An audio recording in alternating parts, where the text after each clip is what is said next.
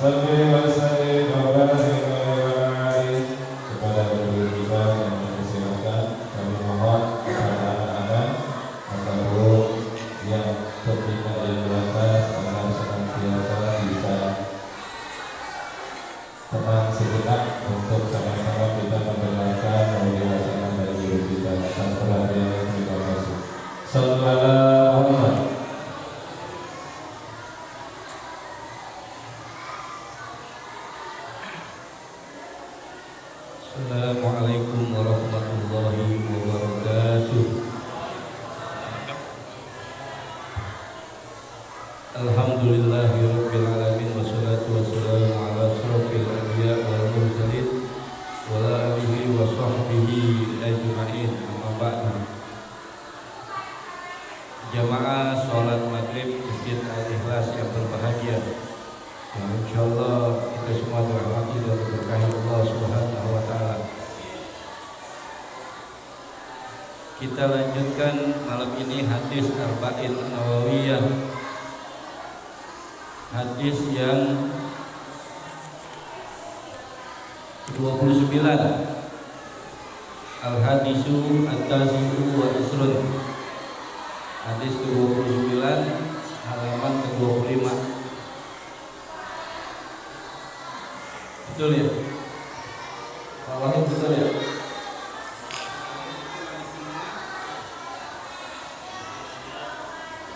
Betul ya? Halaman 25 ya? Halaman 25 Pak Surono. Ya, benar.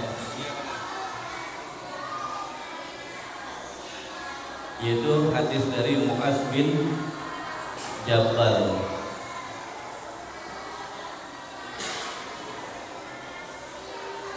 Bertanya kepada Rasulullah, "Ya Rasulullah, kabarkan kepadaku,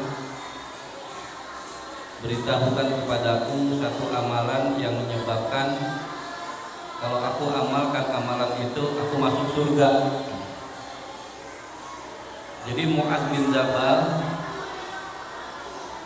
bertanya kepada Rasulullah dan minta satu amalan yang menyebabkan amalan ini kalau diamalkan, kata Mu'az bin Jabal, "Ya Rasul, aku masuk surga." Jadi para sahabat kalau nanya tuh nanyanya tentang ya surga ya neraka, surga ya neraka gitu nanya.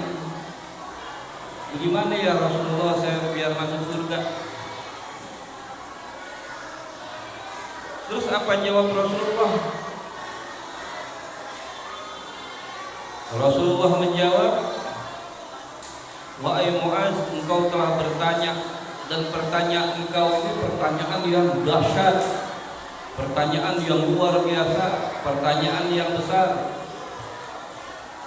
Sungguhnya Allah yang Maha Tinggi akan memudahkan seseorang kalau memang Allah mudahkan."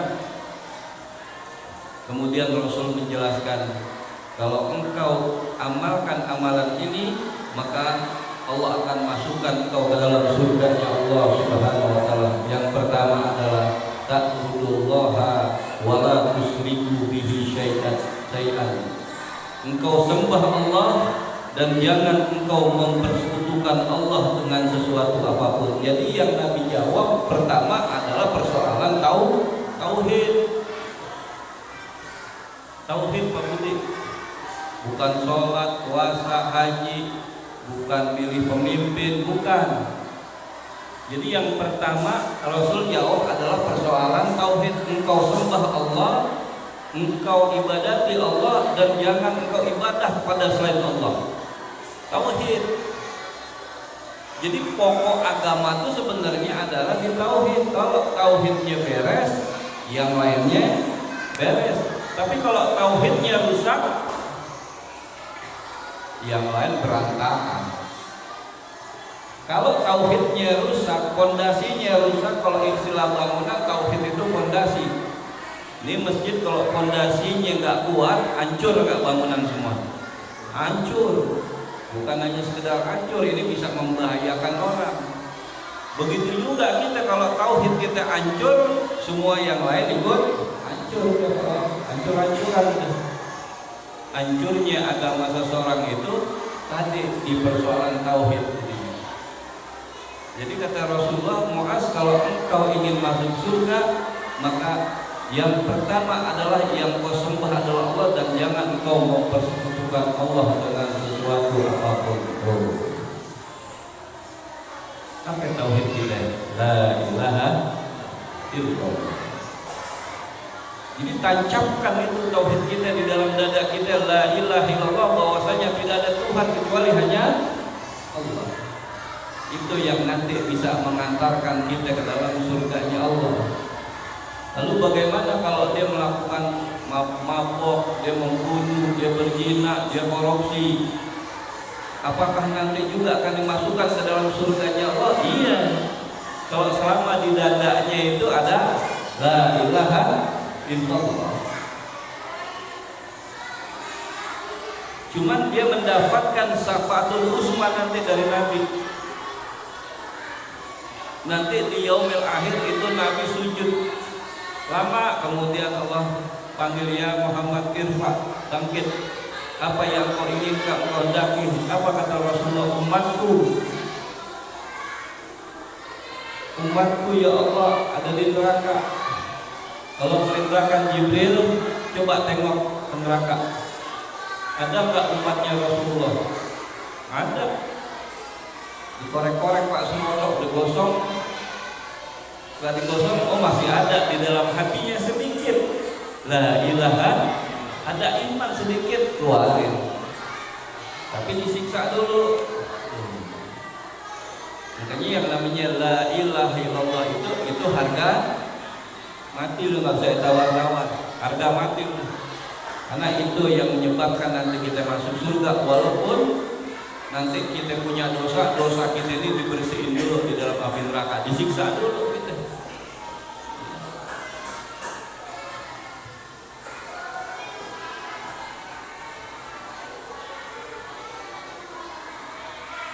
Terus apa lagi? Setelah ta'budullaha wa la tusyriku bihi syai'an, apa lagi? Baru wa tuqimus shalah, baru mendirikan sholat. Jadi bukan sholat dulu, tapi tauhid dulu, nyembah Allah dulu, baru sholat. Wa tuqimus shalah, dan engkau mendirikan sholat. Sholat dulu jadinya baru.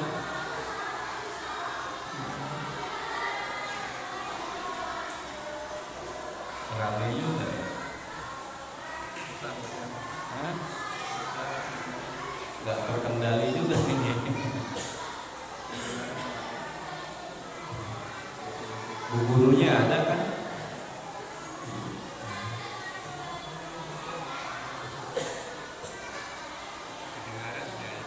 Hah? Masuk. Ini lagi siaran langsung soalnya RCTI. Masuk jadi Ustaz Nur Soleh ini.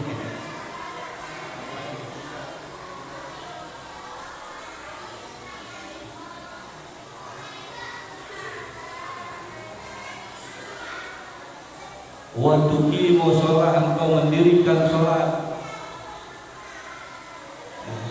Baru sholat.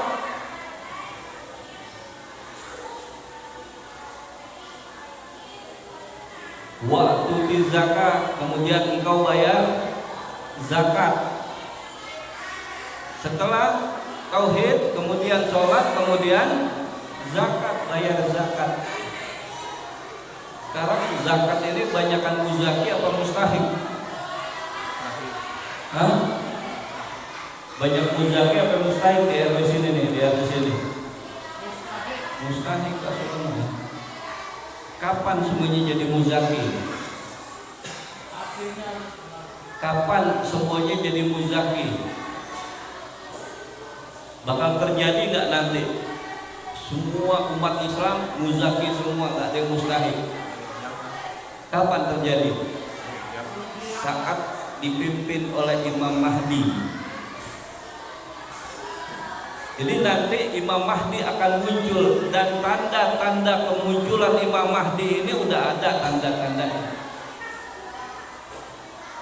Termasuk tanda-tanda kemunculan Dajjal, laknatullah, sudah juga ada tanda-tanda kemunculannya.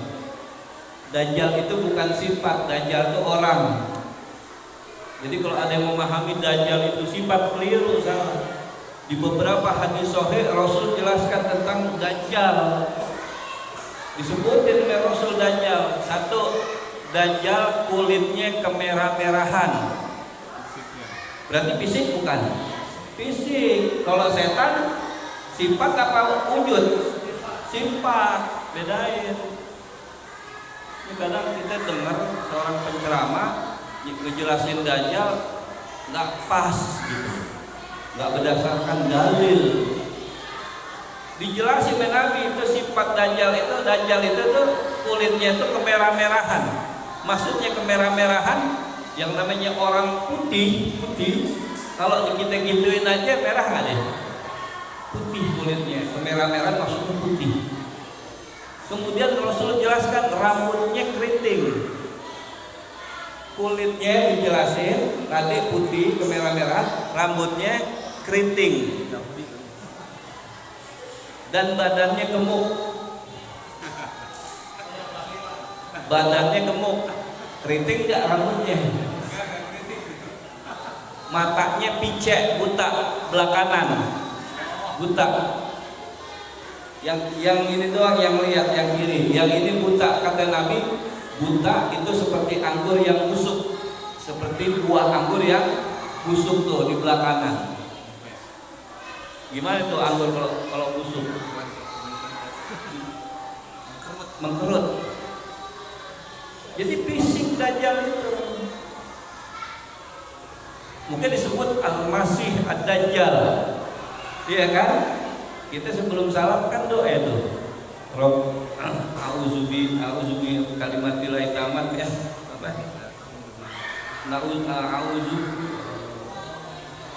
Allahumma inni a'udzubika min azabi jahannam wa min azabil qabr wa min fitnatil mahya wal mamat wa min fitnatil masihi. Jadi Al-Masih Ad-Dajjal. Makanya yang bisa bunuh Dajjal Al-Masih lagi. Siapa ya? Nabi Isa yang bisa bunuh. Nggak ada yang bisa bunuh kecuali Nabi Isa. Imam Mahdi nggak bisa, karena Imam Mahdi bukan Nabi. Jadi Nabi Isa yang bunuh. Jadi Al-Masih Ad-Dajjal, Al-Masih Isa ibnu Maryam, sama-sama Al-Masih jadinya. Kenapa disebut Al-Masih? Karena satu, Dajjal nanti dia bisa menghidupkan orang mati. Nabi Isa juga bisa menghidupkan orang mati, sama-sama ilmunya. Cuman kalau Nabi Isa adalah mukjizat, kalau Dajjal ini atas izin Allah. Bisa ngidupin orang mati nanti itu Dajjal. Hah? Apa? Apa? Hah? Istidrat. Kalau istidrat ini orang rezekinya makmur, pangkat jabatannya tinggi, tapi nggak pernah sholat, tapi nggak pernah ke majelis ilmu. Itu namanya diistidrat orang itu. Dia lupa sama agama, asik dengan jabatannya, asik dengan hartanya, itu istidrat namanya, kayak begitu. Diulur. Kalau seperti istidratnya seperti orang mancing. Orang mancing, tahu orang mancing? Itu kalau umpannya dimakan sama ikan, apa langsung dikedep? Diamin dulu, tarik, biarin dia naik kemana-mana ikan. Tapi kalau udah kailnya naik ke sini, baru tarik. Itu istidrat, ini beda. Jadi dijelaskan fisiknya Dajjal itu, kulitnya putih, kemerah-merahan, rambutnya keriting, badannya gemuk, matanya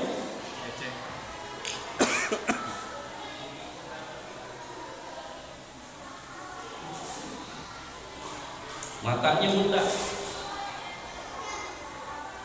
Ada nggak di RW sini yang begitu ciri-cirinya tuh? Jadi Dajjal satu kehebatannya bisa ngidupin orang mati, bisa menyuburkan kebun tanah yang kering, bisa dia suburkan saat itu juga, dan bisa memberikan kekayaan saat itu juga. Bahkan dia bisa menghidupkan orang tua kita yang mati sudah beribu-ribu tahun. Tapi syaratnya engkau harus beriman kepadaku, kata Dajjal. Aku adalah Rabbmu, aku adalah Tuhanmu. Tuh. Kalau engkau percaya aku adalah Tuhanmu, maka orang tuamu yang sudah mati, keturunanmu yang sudah mati, datuk-datukmu yang sudah mati, aku bisa hidupkan, dihidupin. Tapi sebenarnya bukan bapak kita, ibu kita, tapi itu jin yang jahat yang menyerupai bapak ibu kita. Kalau bapak ibu kita mah setelah mati ruhnya dalam genggaman Allah, itu Dajjal. Dia bisa berpindah tempat dengan cepat. Dajjal cepat, udah kayak kalah pesawat. Dia pindah cepat dan seluruh dunia akan dikuasai oleh Dajjal nanti. Dan pasukan Yahudi 70.000 orang Yahudi menjadi pengikut Dajjal. Tuh. Dan 2 kota suci yang dia nggak bisa masukin, kota suci Mekah dan kota suci Madinah, dijaga oleh malaikat. Ini Sindang Karsa mah gampang dimasukin Dajjal. Ya Ustaz Soleh ya. Jadi Dajjal itu fisik jadinya. Terus orang beriman bisa tahu Dajjal. Di hujidaknya nih ada 3 huruf, kaf, fa, ro, kafir. Tuh Dajjal. Jadi Dajjal orang ya, bukan sih. Jadi kalau ada seorang penceramah menjelaskan tentang Dajjal, dia bertentangan dengan hadis-hadis sahih. Karena di dalam keterangan hadis sahih, Dajjal itu bukan sifat tapi orang dari keturunan Yahudi. Bayar zakat. Jadi nanti di masa Imam Mahdi salah satu tugasnya adalah memerangi Yahudi, Zionis Yahudi, dan Zionis Yahudi akan dikalahkan oleh Imam Mahdi dan dibantu oleh Nabi Isa alaihi salatu wassalam, dan Dajjal dapat dibunuh oleh Nabi Isa. Kemudian Imam Mahdi menegakkan keadilan sampai di dunia itu semuanya hidupnya sejahtera makmur. Bahkan orang pengen bayar zakat nih, bingung kemana nih mau bayar zakat. Dia datang ke satu rumah, aku pengen ngeluarin zakat nih, harta aku udah kebanyakan. Itu katanya punya rumah, gue juga lagi bingung ini, duit udah banyak, duit seabrek-abrek, urusan gak ada, duit banyak, urusan kagak ada. Kita urusan banyak, ya Ustaz Nur ya, banyak banget urusan. Buat anak sekolah, buat yang kuliah, buat masuk pondok, cicilan motor, BPJS, listrik, bayar wifi, waduh banyak urusan, duit kagak. Jadi kalau kita nanti pengen punya pemimpin yang betul-betul keadilan sosial bagi seluruh manusia di dunia, itu hanya di masa Imam Mahdi. Tuh. Kita nyaksiin nggak Pak Surono nanti Imam Mahdi? Bayar zakat, ya. Ini belum munculnya Imam Mahdi, orang susah mau bayar zakat. Kadang perlu diingetin, bayar zakat lupa dia. Tapi kalau bayar pajak tanah, pajak rumah dia ingat. Fitrah dong yang ingat. Zakat fitrah itu sebulan setahun sekali. Coba kalau dia bayar pajak tanah, banyak bangunan, ingat dia daerah ngantri itu, ngantri. Betul nggak? Ngantri dia. Padahal pengen bayar zakat tanah, zakat rumah, dia rela ngantri. Pernah nggak kita nyaksin lihat orang pengen bayar zakat ngantri? Ada nggak pernah kita lihat? Ada Pak Budi? Bayar zakat pernah nggak Pak Surono? Paling Idul Fitri aja, zakat fitrah tuh ngantri itu. Iya, zakat fitrah doang. Betul nggak? Ngantri tuh bayar zakat fitrah doang. Zakat harta dia, penghasilan dia, tiap bulan sama dia nggak keluarin. Gajinya 5 juta, dia makan sendiri sama dia. Harusnya dikeluarin 2,5%, 5 juta, 2,5% berapa? Hah? 125. Berapa? 125. 5 juta, keluarin 2,5%, 125. Keluarin 2,5% kok, dia nikmatin 97,5% buat dia.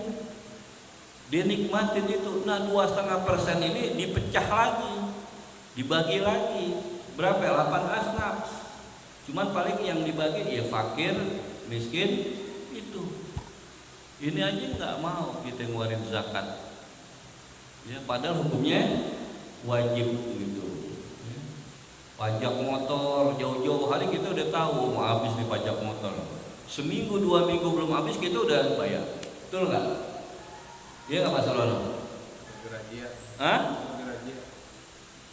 Karena kenapa kita taat kayak gitu? Ada sanksi soalnya, ada denda. Ada denda, betul nggak?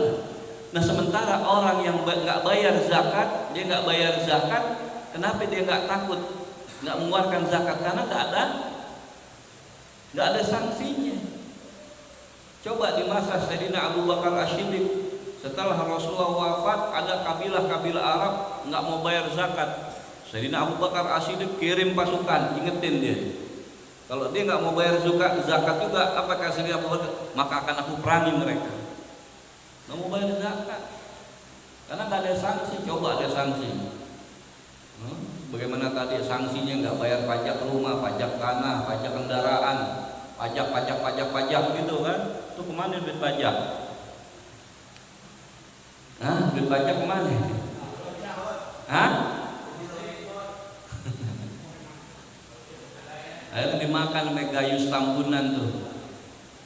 Ya, belum lama lagi kan Dirjen Pajak korup tuh. Betul nggak? Hah? Korup, bayangin. Dimakan sama mereka. Belum lagi pajak-pajak perusahaan yang nakal. Ya, kong kali kong tuh punya perusahaan, berapa perusahaan bayar pajaknya satu tahun, bayar misalnya 500 juta, udah 100 juta beres. Ada main kayak begitu. Bahaya nggak kayak gitu? Bahaya. Mestinya kemarin dibahas tuh di debat Cawapres, ya, debat Wapres, betul nggak? Dibahas nggak kemarin itu? Bahas. Kalau soal visi misi mah cakep-cakep nggak, Ustaz? Ya, semua bagus-bagus. Kalau saya jadi Menteri Agama, maka saya akan lobby Raja Saudi, Raja Salman. Kita akan agak sedikit tekan. Kami kalau nggak dikasih kuota tahun ini 1 juta jamaah haji, kami nggak akan kirim jamaah haji. Karena ngantri jauh banget ini, 1 juta. Thailand dikasih jatah kuota 10.000, tapi dia kirim jamaah haji cuma 1.000. Yang datang cuma dikasih kuota 10, nggak terisi kuotanya. Kita cuma dikasih kuota 230.000, yang daftar puluhan juta. Kalau saya jadi Menteri Agama, saya lobby. Kalau nggak dikasih, untuk sementara tahun ini Indonesia nggak ngirim haji. Gitu. Betul nggak Pak Surono? Begitu. Kalau jadi Menteri Agama. Terus juga ongkos haji tetap 35 juta. Sekarang berapa ya? Ngambil untung boleh, cuman jangan kegedean. Jangan kebanyakan ngambil untung Pak Wahid. Tuh kayak begitu. Kalau saya jadi Menteri Tenaga Kerja, maka undang-undang apa itu? Outsourcing apa? Hah? Omnibus Law saya hapus. kembali ke zaman dulu. 6 bulan kontrak bagus penilaiannya, maka dia diangkat jadi karyawan tetap. Tuh, cakep nggak kayak begitu? Kalau saya jadi menteri pendidikan, maka saya akan tingkatkan kualitas tuh pendidikan warga negara Indonesia tuh. Itu harusnya, ya enggak? Yang kita butuhkan nyata, bukti, bukan banyakan janji gitu, mengecak. Dari dulu kita dibohongin mulu. Terus tuh kata Rasulullah, yang menyebabkan engkau masuk surga, engkau beribadah kepada Allah dan engkau tidak mempersekutukan Allah dengan sesuatu apapun, kemudian engkau dirikan sholat, engkau bayar zakat, wa tasumu Ramadan, dan engkau berpuasa di bulan Ramadan. Puasa ya, yang wajib engkau berpuasa di bulan Ramadan. Terus apa lagi? Wa tuhajjul bait, dan engkau pergi haji ke Baitullah. Itu yang menyebabkan, wahai Mu'az itu Jabal, Allah akan masukkan engkau ke dalam surganya Allah Subhanahu wa taala. Gampang nggak masuk surga? Hah? Gampang nggak? Terus apa lagi? Nggak cukup sampai di situ. Sumakol, kemudian beliau mengatakan, ala aduluka ala wabil khair. Mau nggak aku tunjukkan, yaitu tentang pintu-pintu surga, tentang pintu-pintu kebaikan, kata Rasulullah. Rasul bilang sama Mu'adz bin Jabal dan para sahabat-sahabat, mau nggak aku tunjukkan pintu-pintu surga dan pintu-pintu kebaikan yang kalian bisa masuk dari mana saja yang kalian mau.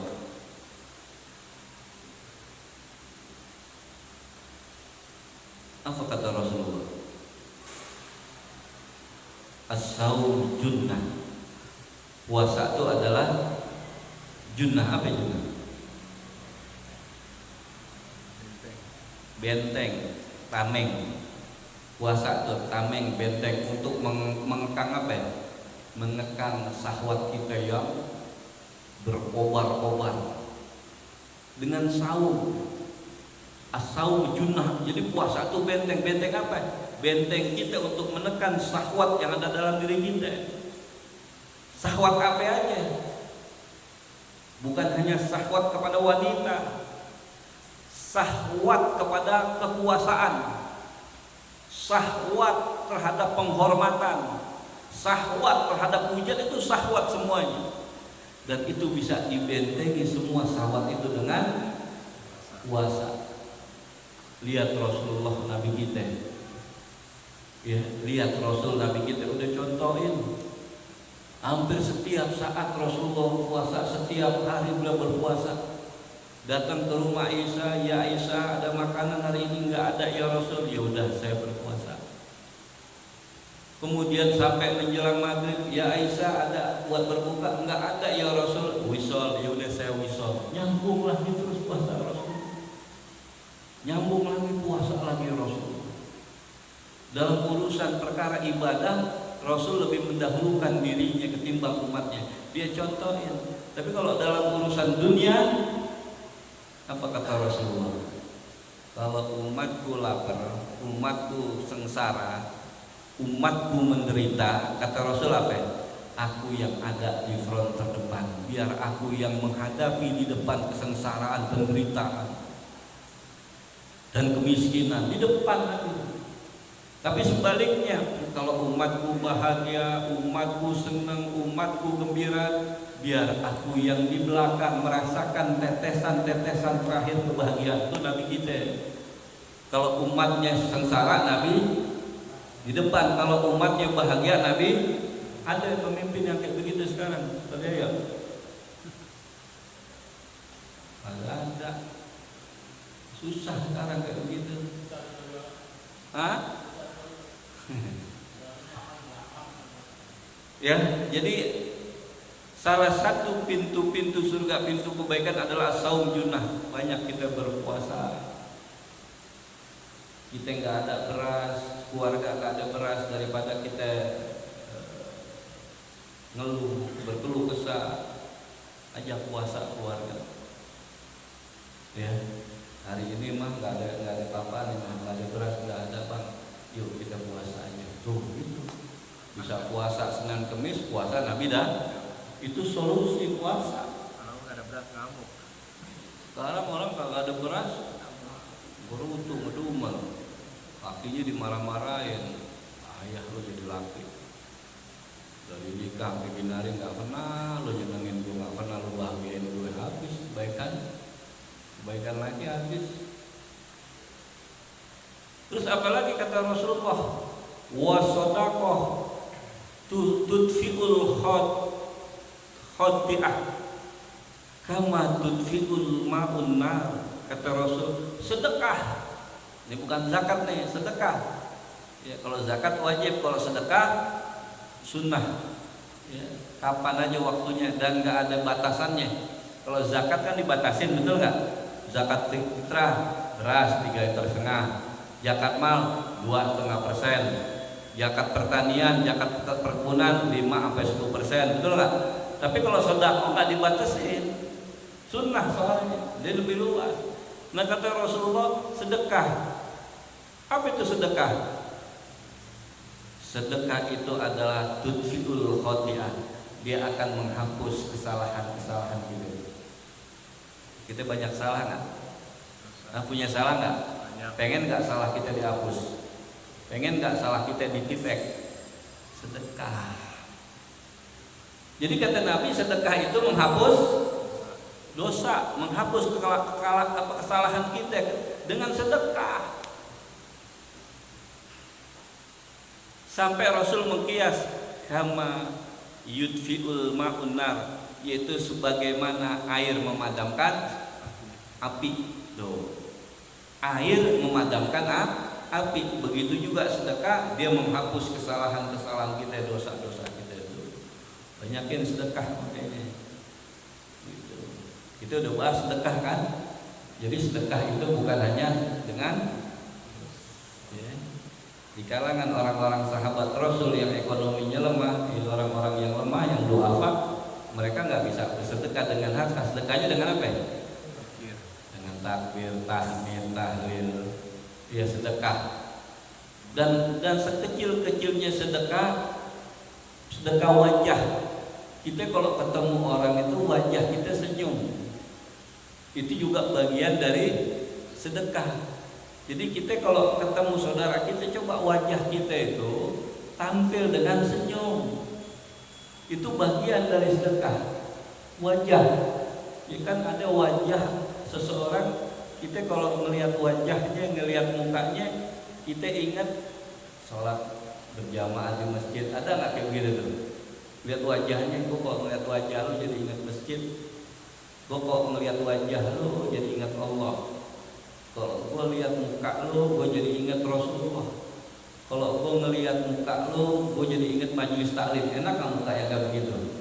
Tapi ada kita kok, gue kalau lihat muka lu, gue kalau ngelihat muka lu, kok ada pusing. Ada nggak yang kayak gitu? Lihat kuburan. Jadi ngelihat muka, ngelihat wajahnya kita malah jadi pusing. Gue jadi ingat muka lu nih, ingat jadi pos ronda. Jadi ingat pos ronda jadinya, main gaple main kan ada wajah yang kayak begitu, ya, wajah yang ngeselin gitu. Jangan, umat Islam wajahnya berseri-seri dan itu sedekah gitu. Ya. Bahkan kita mendatangi istri kita itu juga bagian dari sedekah.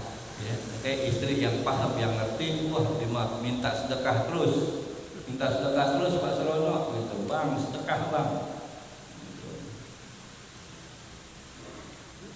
Ya, kemudian apa lagi? Bisa jam berapa sih? Jauh masih 20. Hah? 21. 20 lebih. Itu berapa menit lagi itu? Lama. Hah? 5 menit lagi ya? 12 menit ya? Kita pakai tanya jawab kan. Wassalatu rajul fi zawfil lail summa tala tatanazzafa junubuhum alal madaji hatta balagha ya'maluna summa qala. Kemudian Rasulullah menerangkan seseorang yang sholat yaitu di tengah malam. Sholat apa namanya? Sholat tahajud. Summa tanazafa junubuhum alal madaji. Kemudian lambung-lambung mereka jauh dari tempat-tempat tidur. Lambung mereka jauh dari tempat. Maksudnya apa itu? Dia bangun di keningan malam, dia bangun. Apalagi orang yang banyak masalah, banyak persoalan rumah tangga, persoalan ekonomi, persoalan dagang, persoalan kesehatan, persoalan, bangunlah kita di tengah malam.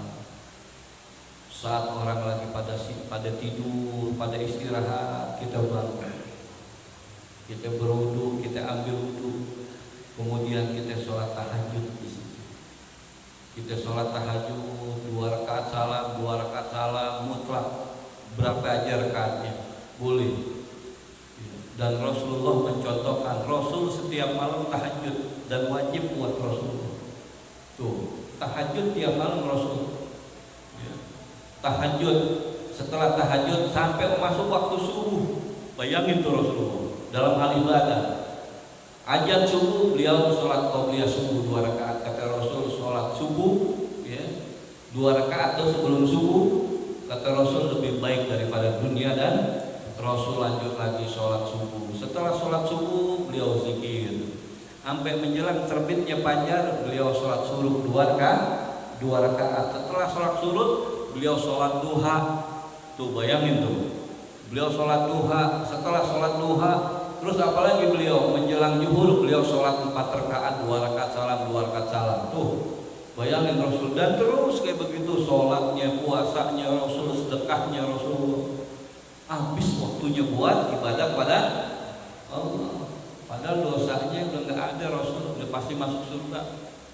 Bahkan dalam keterangan sampai di kakinya bengkak-bengkak tuh, bangun di keningan malam. Kita juga kayak begitu. Itu tempat-tempat mustajab. Kalau kita banyak masalah, persoalan apa aja, jangan putus tuh sholat tahajud. Selama 40 hari, 40 malam kata ulama tuh, kita punya masalah, punya persoalan, jangan putus tuh setiap malam sholat tahajud 40 hari, 40 malam. Maka hajat yang kita minta kepada Allah itu dikabul Allah Subhanahu wa taala. Tuh yang punya masalah apa aja deh, ya, banyak masalah-masalah apa aja udah tahajud bangun. Ya. Tuh Rasul bacain ayat itu tuh, itu di dalam Quran surat Al-Isra ya.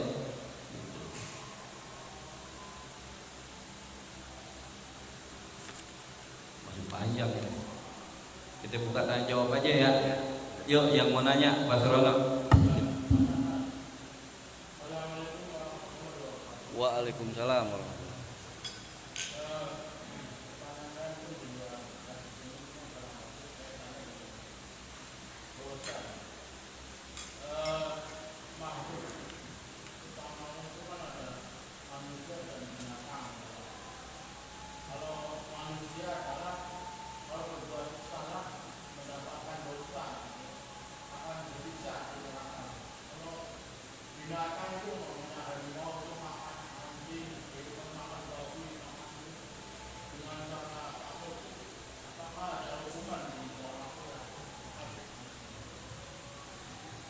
Dalam surat Az-Zariyat, surat yang ke-51 ayat 56, wa ma khalaqtul jinna wal insa illa liya'budun.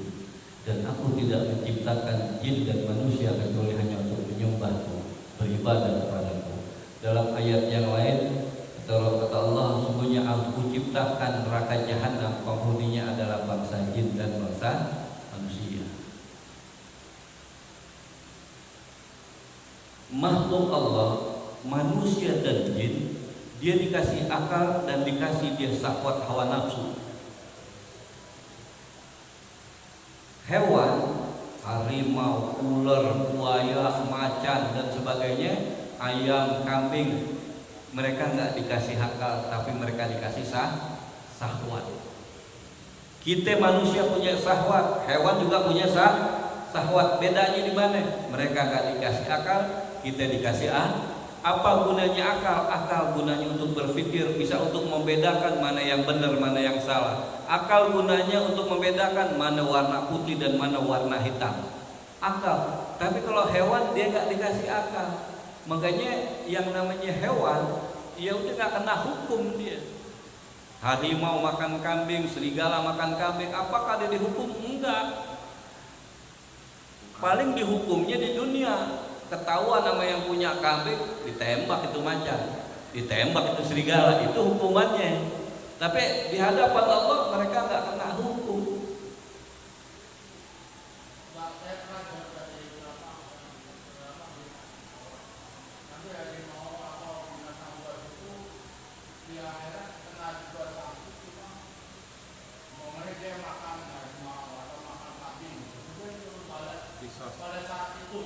Iya, iya. Dihancurin. Kalau ada yang berpendapat seperti itu, dia boleh aja dalam kebebasan berpikir. Boleh, dalam kebebasan berpikir itu hak setiap manusia. Tapi cara berpikir seseorang hendaklah harus didasari dengan dasar. Mana dalilnya? Dalam Quran maupun hadis-hadis Rasul ada nggak dalilnya? Bahwa binatang kalau dia jahat sama binatang maka Allah akan hukum dia. Ada nggak dalilnya? Di surat berapa, ayat berapa, dan di dalam kitab hadis, di hadis mana? Kalau nggak ada dalil Quran dan hadis, artinya pemikiran dia pemikiran yang bertentangan dengan Quran maupun ini pemikiran yang nggak cocok dengan hukum agama kita. Kalau soal berpikir silahkan, hak manusia, dikasih kebebasan untuk, karena kalau manusia nggak dikasih kebebasan untuk berpikir nih, itu dia punya apa, otaknya ciut, Pak Yoyo nih, Ustaz Yoyo, ciut. Jadi ciut dia. Kita punya anak nih, kasih kebebasan mereka untuk berpikir, kebebasan untuk dia mengekspresikan kemauan dia, tapi sepanjang tidak menyalahi hukum agama tuh. Tapi kalau orang yang ditekan, mungkin dalam agama orang kalau yang ngaji didoktrin bukan tambah pinter. Orang di ngaji nih didoktrin, maunya bener salah makan. Itu otaknya bukan berkembang, malah makin jahlun, makin bodoh jadinya. Betul nggak? Begitu. Jadi nggak ada, menurut pengetahuan aneh yang nggak ada hukuman yang nanti Allah di akhirat akan hukum. Nggak ada yang dihukum kita, jin dan manusia. Gitu. Binatang mah bebas. Kenapa Allah kok ciptakan juga hewan binatang? Biar kita ambil pelajaran. Jangan kita seperti Allah katakan ulaika kal an'am, mereka punya mata, punya telinga, punya hati, tapi nggak dipakai yang benar. Makanya sampai Allah mengatakan manusia yang model kayak begitu tuh, Allah katakan ulaika kal an'am, mereka percis kayak binatang ternak. Bahum adol, bahkan mereka lebih rendah lagi daripada binatang ternak. Kita lihat sekarang ayam. Pernah nggak kita ngelihat ayam jago demen sama ayam jago? Pernah nggak kita lihat nih ayam jago nih? Dia demen, dia cinta sama ayam jago, dia mau kawinin tuh ayam jago. Kalau dia ngeliat ayam jago itu dia nafsu banget. Pernah nggak kita lihat itu? Fitrahnya yang namanya ayam jago, fitrahnya suka senangnya nafsunya sahwatnya sama siapa? Yang perempuan tuh. Kalau dia udah pengen nih sahwatnya nih, udah pengen ayam jago, dia udah nggak bakal lihat kanan kiri depan belakang, udah pengen dinaikin nggak tuh? Dinaikin di depan orang, betul nggak? Tapi kita lihat manusia sekarang makin berkembang sini teknologi, laki suka sama laki. Bayangin, badannya gede, kita pikir badannya gede, wah gagah nih kan? Lah nggak taunya banci, ya Allah, nggak demen sama perempuan, homo. Begitu juga lesbian, perempuan nggak demen sama laki, demennya sama perempuan. Ini kan udah melebihi binatang wajar. Tadi ayam, kambing, dia masuk ke kebun orang, dia makan aja tuh pohon-pohonnya. Kambing, dia nggak tahu kenal halal haram. Tapi manusia kita lihat sekarang, itu bedanya fasronok gitu. Jadi Allah ciptakan hewan-hewan itu, ada hewan yang makannya daging aja kan, buas tuh. maka dia punya tuh buas, dia cepat tersinggung dia. Ada hewan yang makannya rumput, baik, lihat aja kambing, rumput aja deh, jinak ya gitu. Tapi kalau yang makannya daging, wah itu buas itu ya. Tuh kayak begitu jadi Pak Surono ya. Jadi Allah ciptakan hewan itu biar kita ambil pelajaran, kita manusia jangan sampai seperti hewan gitu Pak Surono ya. Terus ada lagi? Udah cukup ya? Ya nanti insya Allah kita lanjutin lagi nih, hadisnya agak panjang. Demikian hadanallahu wa iyyakum ajma'in walhamdulillahirabbil alamin. Assalamualaikum warahmatullahi wabarakatuh.